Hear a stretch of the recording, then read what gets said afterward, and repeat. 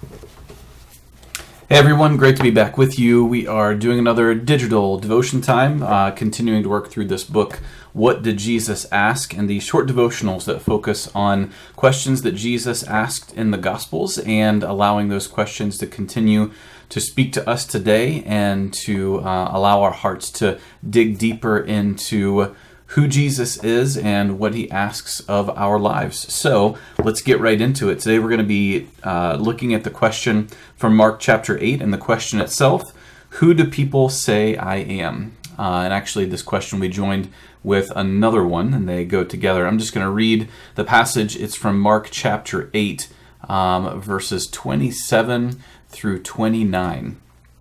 Jesus and his disciples went on to the villages around Caesarea Philippi, and on the way he asked them, "Who do people say I am?" They replied, "Some say John the Baptist, others Elijah, and still others one of the prophets." "But what about you?" he asked. "Who do you say that I am?" And Peter answered, "You are the Messiah." So you see two questions joined pretty quickly and closely together. The first one, who do people say that I am? The author of this devotional, Christian Wyman, he starts it off by saying Jesus' first question is general, social, basically a way to get the finger on the pulse of the people. Who do people say that I am? And I want to remind us today that it is important to understand what other people think of Jesus, to get an understanding of who other people think Jesus is. And for no other reason than it helps us to relate to people and to care for them. I'm actually getting ready I'm preparing a sermon series that's going to be for later this year based on a book by Dallas Willard, and I read a quote about the necessity for understanding that I want to share with you. He says, "Understanding is the basis of care. What would you care for what you would take care of, you must first understand, whether it be a petunia or a nation." So it's important that we understand where people are coming from if we hope to relate to others about who we believe Jesus to be. It's important to understand what's the general opinion on who Jesus is. So Jesus asked that question first of his disciples, and then, of course, he asks the next question, who do you say that I am? And back to the devotional thoughts. His next question is sharp, singular, and unsparing. You can imagine it cutting poor Peter to the quick. You can almost see Christ lowering his dark eyes to Peter's. Or, as a Christian, you can feel those eyes finding that soft spot in the center of who you are. That place where faith and doubt get all mixed together. Who do you say that I am? And really, that's a question that obviously all of us still need to answer today. A question that Jesus asks us in the depths of our spiritual being. Who do you say that I am? And it's a really interesting question to wrestle with. And I think there are things that we believe about Jesus that remain relatively unchanged over time, but I think that our experiences with Jesus often will help us to gather deeper and deeper understandings of who he truly is. In the devotion, Christian goes on to say this: in all three of the synoptic gospels, Peter answers immediately. And in all three of the synoptic gospels, Peter ends up denying not only that he is a follower of Christ, but that he even knows the man at all. And the strange thing, maybe the saving thing, is that Jesus himself predicts this.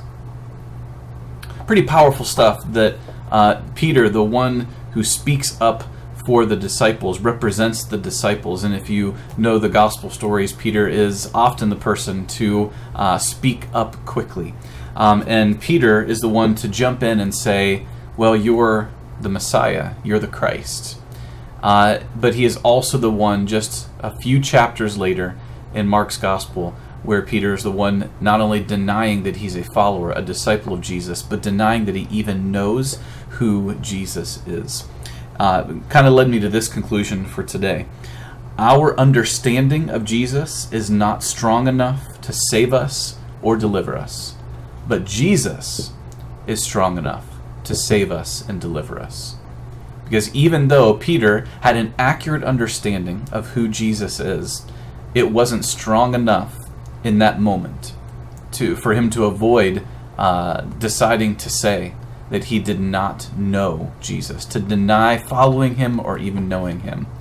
But if you know the rest of Peter's story, he ends up reinstated by Jesus, because our understanding of Jesus, while important, is not enough to save us or justify us or deliver us, but Jesus himself is strong enough. But we do need to come to grips with that question. And if you haven't done so or haven't done so for a long time, I invite you to do it just today. To conclude, near the end of this devotional by a Christian, he says this, talking about his family, his great-grandmother. My great-grandmother read the Bible through every year of her adult life. It was, so far as I know, the only book she ever read. Those words of God filtered through Hebrew and Greek and Latin, forged by wars and committees and blood feuds so fierce that even monks became butchers over the question of Jesus' divinity, down, down, down into a little trailer in Texas. There trickles the King's English. But whom say ye that I am? For one old woman to ponder and puzzle over, and worketh out her own salvation in fear and in trembling.